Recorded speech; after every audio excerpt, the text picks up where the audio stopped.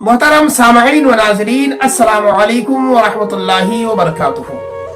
नाजरीन मुकर्रम, गुज़िश्ता पिछली वीडियो में हमने फिलिस्तीन और मिस्र के लोगों के बारे में बताया था कि मिस्र के लोगों ने एक मिसाल कायम की।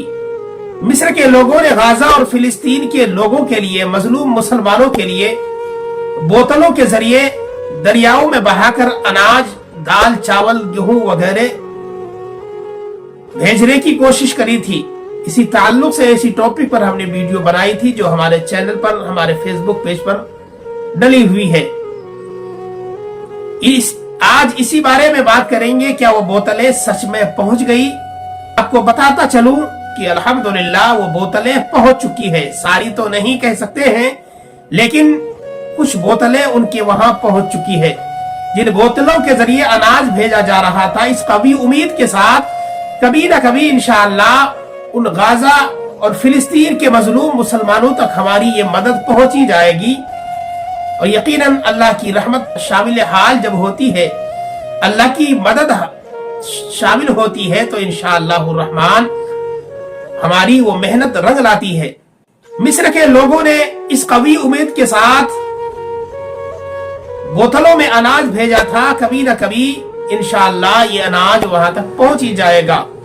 और मिस्र के लोगों ने ये सोचकर भेजा था कि कभी न कभी कुछ न कुछ गाजा और फिलिस्तीन के मुसलमानों तक ये छोटी सी मदद पहुंच जाएगी और उनका हो सकता है कि मुंह का निवाला बन जाए। जो बच्चियां घास खाती है, हो सकता है उनमें से कोई एक बच्ची भी अगर इन अनाज को घास की जगह खा ले तो कल मैदान महशर में हमारे लिए ये बहुत फख्र की बात होगी। मेरे दोस्तों, मिस्र के लोगों ने जाबाजी दिखाई थी, मिस्र के लोगों ने दरिया दिली दिखाई थी, मिस्र के लोगों ने दिल बड़ा दिखा करके गाजा और फिलिस्तीन के मुसलमानों के लिए मदद के लिए हाथ बढ़ाया था, कदम बढ़ाया था। जहां पर सारी दुनिया के हुक्मरान सो रहे हैं, सारी दुनिया की हुकूमतें सो रही है, सारी दुनिया की मुस्लिम कंट्रीज के सारे मुसलमान खामोश है, कोई इसका पुरसाने हाल नहीं है। गाजा और फिलिस्तीन के बारे में कोई बोलने की कोशिश नहीं करता है। अगर कोई जाबाज मक्के की सरजमीन पर, मक्के की हुर्मत वाली जगह पर, खाना काबा के सामने फिलिस्तीन का झंडा लगा ले तो वहां की पुलिस, वहां की फोर्स उन्हें गिरफ्तार करके जेल में डालती है। और जो ताकतवर है, ताकतवर बोलने को तैयार नहीं है, इसलिए कि ताकतवर जिनके पास ताकत है, हुकूमत है, वो लोग इजराइल का तलवा चाटने में लगे हैं, वो लोग अमेरिका का तलवा चाटने में लगे हैं कि कहीं ना कहीं अगर हम बोल दिए फिलिस्तीन के बारे में, हमारा हुक्का पानी बंद हो जाएगा, हमारा दाना पानी बंद हो जाएगा। लेकिन गरीब मजलूम मुसलमान ये इसकी परवाह नहीं करता है। अगर खिलाने वाली जात है तो वो रब तबारक व तआला की जात है, अगर पिलाने वाली जात है तो वो रब की जात है। अगर रब तबारक व तआला खिलाने के लिए हमारे लिए रोजी रोटी उतारता है तो हमारा निवाला कोई छीनने वाला नहीं होता है। अगर हमारी किस्मत में अल्लाह की तरफ से निवाला नहीं है तो हमें कोई दुनिया वाले निवाला दे नहीं सकते हैं। हम प्यास से मर जाएंगे लेकिन हमें दुनिया वाले पानी नहीं पिला सकते हैं। मेरे दोस्तों, फिलिस्तीन के लोगों के लिए हम यहाँ से बैठकर इतनी मदद तो नहीं कर सकते हैं। हमारे लिए कोई वसीला नहीं है, कोई जरिया नहीं है कि हम दरियाओं के जरिए उन तक अनाज पहुंचा दें।